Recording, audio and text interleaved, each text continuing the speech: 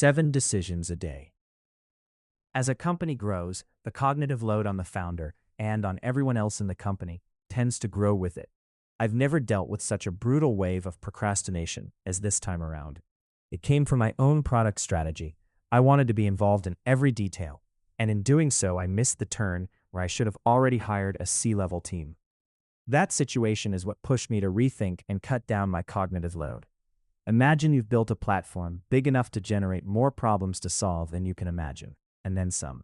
There are strategic goals, but how do you translate them into a simple, legible daily plan?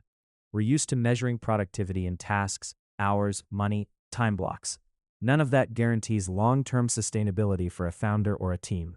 Looking at work as a long-haul process of getting somewhere, I realized I needed a real definition of what I actually do all day and what my team does. We make decisions. A decision is a specific act made up of entering the context, weighing the question, making the call, and passing the outcome downstream, exiting, resting, and preparing for the next one. For simplicity, decision and move can be treated as the same thing. Here's the surprise. I can't make more than 7 decisions a day at a sustainable cruising pace without burning out. The annoying part, a decision isn't a fractional currency. You can't spend half a decision. In other words, making a major investment call and picking a button color on a landing page cost exactly the same. 1 coin, 1 decision. The companies we build work the same way. The company makes decisions through us, and the limit is the same one. It's up to us how we spend that resource, which leads to a simple, unpleasant observation. Micro-tasks, micromanaging your own to-do list, endless just this one more thing. All of it easily turns a day into the appearance of work. Meanwhile, actual decisions can go unmade for weeks, sometimes months. Someone stays busy all day and nothing moves. If you take meaningful decisions and actions that actually move you toward the goal as the real KPI, this lens makes it easy to filter out everything that's just activity, not movement. A decision is an indivisible currency. Here's the core of it. You can't make a quarter of a decision. That unit doesn't exist. If you think you spent 0.25 of a decision on something, you're fooling yourself. What actually happened is you made 8 decisions, not 7.25. And you can't make 8 decisions in a day. You don't have it in you. A decision is an indivisible currency. You can spend half an hour debating a button color in an interface, and that costs you a full decision, the exact same weight as a decision on an investment round. How significant a decision is and what it costs against your daily limit are 2 completely different scales. #what energy is made of. Those 7 decisions depend directly on personal energy. Not just in the physical sense, energy is also money, emotions, and time that leaks away into the wrong places and drains the resource without getting anything back. A separate, equally important cost is context switching. What drains you isn't just the decision itself, but the jump from one task to another.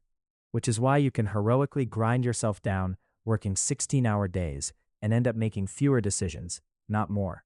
At the start, when you're a one-person department doing 10 jobs at once, that's an unavoidable cost. But it is a cost. It's not about making more decisions, it's about the toll of preparing for them. Under that kind of load, your actual decision count drops. #people as a cognitive cost. This lens is useful for looking at almost anything. Hiring, for instance. However good a specialist is, you can price them not just by their skills, but by the cognitive cost they impose on the company. A simple example. You write, pick a half-hour slot between 2 and 5 tomorrow CET, and get back, I'm in Prague, 4:30 works, but 5 would be better. Technically, they answered. What actually happened is they handed the work back to you, an unprepared pass, to borrow a football term, and forced you to re-engage with a question you thought you'd already closed, instead of letting it run in the background.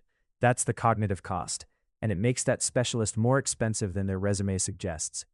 Or take a developer who can't explain the reasoning behind a decision clearly enough for the whole team to get it. That forces everyone on the team to pay that cognitive cost repeatedly. #preparing data for a decision, or what a well-made pass looks like. This is part of what makes professional teams fast. Whoever makes the pass looks out for whoever's receiving it, which sets a clear bar for how you prepare information for a decision, and it's a direct reflection of a team's level. A team player either makes a clean pass, framing the question so it's immediately clear what they did, what question came up, what they already tried, and exactly where they got stuck, or they don't, and their question ends up spending someone else's coin instead of their own. The same goes for answers. A good answer starts by restating the question it's answering, gives the decision itself, and a brief reason for why it's that decision, and not another. That's not a formality, it directly shapes team morale and the team's ability to work at a shared pace.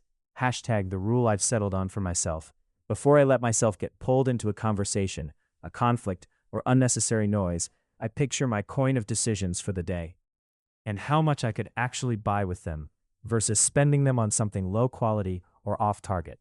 It's easier to judge how employees, partners, and contractors are doing based on whether the information they hand you is prepared well enough that it doesn't cost you more than one decision. Hope this is useful to someone.